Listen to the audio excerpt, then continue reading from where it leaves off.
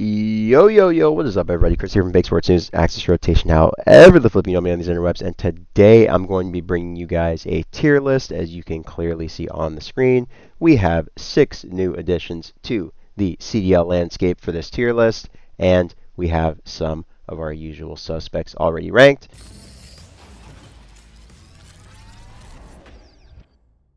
So, hope you guys enjoyed the intro as always. And first, I will show you guys my previous tier list. Go, pulled it up for you guys. So, as you guys can see, this is my last tier list from the Major 1 era CDL. And it is a time capsule of how things were looking before we went into Major 1. So, in our fighting for his spot category, you guys can see Abe, who's no longer in the league. Afro, similar story. Beans, another Challengers player. Cammy, another Challengers player. Mac, another Challengers player. Purge, another Challengers player. And Reese Vivid, another Challengers player. So clearly, the rankings of these guys were all pretty spot on because 7 of the 8 listed here went back to Challengers. Insight had a legacy redefining tournament. So, yeah, he definitely improved. Dashy obviously improved. He's definitely not in the decent category anymore. He's definitely a solid contributor. Drawzilla, he's moving up somewhere. Astral moving up. Gwyn moving up. Hook, hella moving up. Hydra, Def moving up. Lunars, I'm going to move him up. Real, not even in the league anymore. He's not on the new list. You'll see in a second. Skies, I'm going to move him up. Snoop, chalked. I mean, he's in Challengers. I just didn't replace his player icon because we're not sure yet who the Boston Breach is going to replace Snoop and Purge with. So I left Snoopy in just because semantics at the moment. TJ Halley, leave him there. Exceed, probably leave him there. I'm not going to spoil it, but yeah, most of these guys are going to stay in the solid range. None of the people in the solid or godlike range dropped back to Challengers, so there's that. So there's the little rundown. You got Merc, Simp, Ghosty, Nep, Abizi, Cell, Joe, Kremp, Nero, Rancor, Scrap, and Dante Sib rounding up the godlike. Then the solids, you got 04, you got Abuza, his duo, Kleenex, Craze, Envoy, Exnit, Kismet, Lurks, Mamba, Metals, sorry, Nasty, Pred, Shotzi, Super, Rancor. What am I saying? Christopher, hell no. Trakes, the NA Podson, okay? Well, the South American Podson. He's from... Oh, right. I don't know why I was thinking he's from America. No, Trakes is from South America. He's from Argentina. And then you have Neum. Okay, so enough rambling. Let's get off this black screen and go right back to our actual tier list. Okay, we're back to our regularly scheduled programming. Let's hit a quick reset. As you can see, your boy made this tier list. This is mine. So yeah, if you haven't already, be sure to follow me on the former Bluebird app. But yeah, let's follow your boy on Twitter. Help me get closer to 300, please, if you like. And yeah, let's start off with another number, 04. So 04, we're going to put him in... He hasn't been godlike. He had a godlike final, but he looked solid most of the event. I'm not going to be a recency bias king, right? I'm just going to be objective. Let's look at the stats, actually. Let's go to COD stats. This is going to be, as long as I want it to be, my channel, my rules, right? So this might be a little bit longer than the last tier list video that I did ranking all the players. Let's look at 04 and his performance recently, right? So 04. Okay. So let's see. LAN 0.98. We'll call him a solid player. Anyone that I'm not sure about, I'm just going to look at their stats to decipher it. Abizi, we'll put him in solid. He's made some very good contributions. He's been one of the best players on the team. Abuz, we'll put Abuz. I'm going to move Abuz up to godlike. I mean, what more does a motherfucker have to do to get godlike, right? I mean, shit. Like, he dropped 45 on exposure. Abuza was going absolutely nutty in Major 2. He definitely had a pretty reasonable claim for the MVP if we're just using the eye test to evaluate it, right? So, yeah, I'm going to put 04 in Abuza in godlike. I feel like Abuza is the reason why this Faze team is where they are. Abuza and I believe Simp have been the most consistent players on Faze throughout the entirety of the season. And that's a pretty not hot take to make, right? Like Abuza's been up there. Celium, I'm not going to lie. Cell has been... He had a great stage. I'm going to put him in solid. It's Celium. You know, it wasn't a Celium impact or Celium index kind of stage, excuse me, but he did have a pretty solid stage. It wasn't his typical standards, but Celium is also a freak stats-wise, so you can't really hold him to the standard of himself. That's not fair. Sorry, I had to take a swig of the Powerade. So the next player is Toby Kleenex. I'm going to put Kleenex in decent. I feel like Kleenex obviously has a much higher ceiling and a higher floor than what we've seen from him. I feel like he's just been playing abnormally, not up to his standards. He's had a few games here and there where he's looked like his old self, but for the most part, Kleenex has just not been the Kleenex that we've all come to know and love. So that's been a little bit surprising, but I do expect him to get back. It seems with Kips in this roster, everybody on that team is just way more comfortable, and they're getting way more engagements that are going their way. So, next player, Craze. I'm going to put him in decent, obligatory decent pick, right? Pretty much all the Ravens players are in decent. Like, nobody, apart from Lurks, is really that much of a standout. Nero used to be the head turner on that team, but I've just turned my head too many times for Nero and seen nothing but, like, mid. So, yeah. Speaking of nothing but mid, we have a guy who is definitely not mid. We got Dashy, Splashy, Major one, back-to-back Call of Duty World Champion, whatever you want to call the guy. We're going to put Dashy in solid. I mean, he's made 2 grand finals. At the worst, everybody in Optic has to be in solid. I feel like that's fair. Draza, we're going to put Draza in solid. He was a solid contributor on their championship run. At times, he was a godlike player on the team, but overall, Draza has not been godlike on the year. And even in Stage 2, he was amazing in Stage 2. He definitely stepped up, and he had a lot of great series where they were marquee, Draza, LA Thieves-esque series. He was the best player in those series, and he took over, especially on land as well. But it's just not enough for me to put Draza in the godlike tier just yet. I would have to see at least a half more of a stage from him of this consistent output in terms of, like, match numbers, right? Like, I'm saying a half of a stage, meaning, like, he finishes Stage 3, and, like, 5 of his matches he fries in. So that's what I mean. In this stage, I would say he had about half of his matches where he was very extremely high impact. But the other half being low impact, added in with the rest of the season largely being low impact for draws, leads me to say solid. Envoy. I'm not going to say fighting for a spot. He's had personal stuff going on. Decent. He's been a decent contributor. At times he's been really, really having a tough time. So, not really a lot to say there. Estriel, this is a harder one because you put him in decent, you put him in solid. G2 has been struggling, but Estriel's looked really good. So, I'm going to put Estriel in solid. He's had some really great performances along with his duo Kremp, and he's really made this G2 team look phenomenal when they've won. Really, when they win, it's because Estriel popped off a lot of times. A lot of times their wins are really just characterized by an Estriel pop-off, if nothing else. Xnid, I'm going to say fighting for his spot, just because you guys know I love Xnid. I have been a big fan the whole time, but there was a recent article that was published saying that Pred and Xnid are both on the chopping block. His S&D has not been good. It's not been good lately. It's not been good. His respawn has been phenomenal. S&D has not been good. So I'm going to put him in the fighting for a spot category because the rumors coming out say that he absolutely is fighting for a spot. So we'll leave it there. Ghosty, I'm going to put Ghosty in solid. He was a solid contributor. I feel like Ghosty's stock has dropped precipitously throughout the season. In Major 1 and Stage 1, he was definitely one of the most highly regarded ARs in the CDL.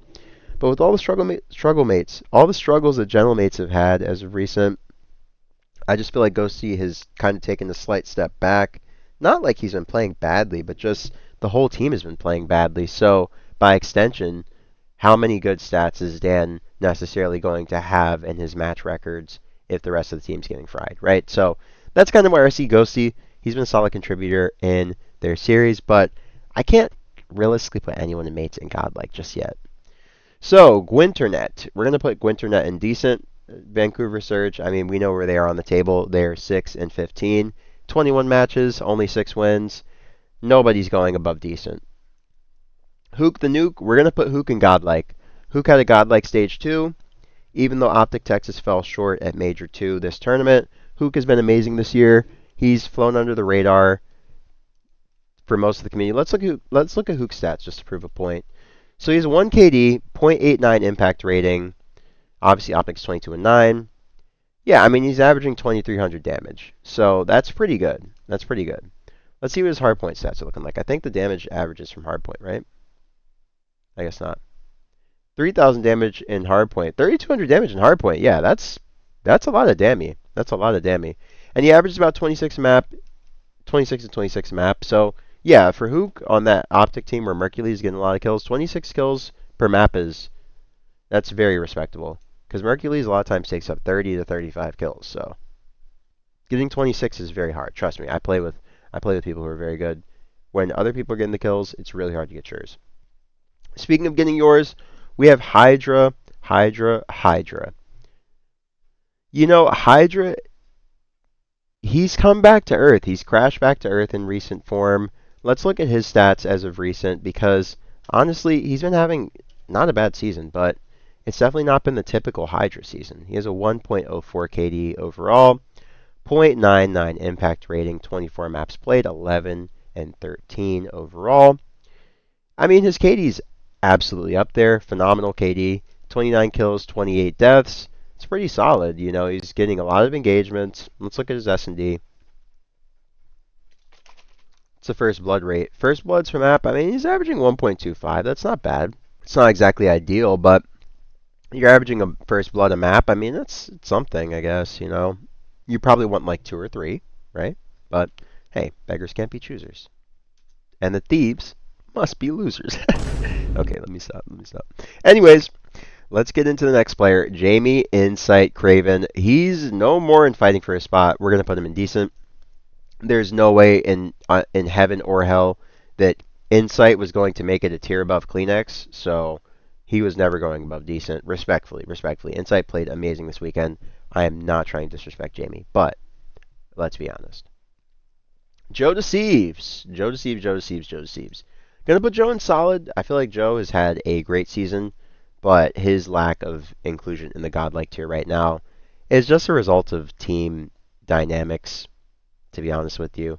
I mean, Koi, they're just readjusting, and no one has really popped off as being godlike. This team just looks really good at the moment. So we'll see who really asserts themselves as the clear-cut number one superstar on the team. Kip's had a lot of pop-off games. Joe's had some pop-off games. Even Insight's had some pop-off games. So it honestly just seems like that Koi system is becoming really, really lethal in the way that, like, everybody's become a multi-tool, right? Anyone on that Koi side can go crazy in S&D, overload, hardpoint, etc., and just take over a series at this point. And that's what they were missing with Real, that flexibility. So, not going to get too much into it. Let's look at the Bulldog, someone who's been getting very much into it. I'm going to put the Bulldog... Kiz has been low impact this year. Let's put him in fighting for a spot. You know, the rumor is that Kiz and Xnid are on the chopping block. You guys know I love Kismet. He's one of my favorite players in the league. I've always been a fan of him and just seeing him succeed. But, you know, he's just not having a good year. I mean, I just played against a guy in pubs a few weeks ago, so I definitely don't want to see him do bad. But, yeah, I mean, he's just not been having the best year. Kremp, conversely, has been having his best year so far. He even has a goddamn map named after him, so godlike inclusion, no-brainer, best player on G2. Lurks, the best player on the Carolina Royal Ravines. We're going to put him in godlike, not really a lot of analysis. I mean, Lurks has just been amazing. He's been turning heads. He looks like a superstar. He's passing the eye test, the ear test, and the smell test. That brother looks, smells, and sounds like a champion. You know what I'm saying? So, yeah, I don't even know what champion smells like. It smells like whatever Lurk smells like. You know what I'm saying? Like, that dude's going to be a serious player in a little bit. So, speaking of serious players, we're going to put Mamba in decent. We're going to put him in decent. G2's been struggling as of late. Not a lot of analysis there. Mamba's been a really decent contributor. I base these ratings on the contributions they make. So, godlike contributions, solid contributions, decent contributions. You're contributing that you're fighting for your spot, or you're contributing chalk to the lineup, right?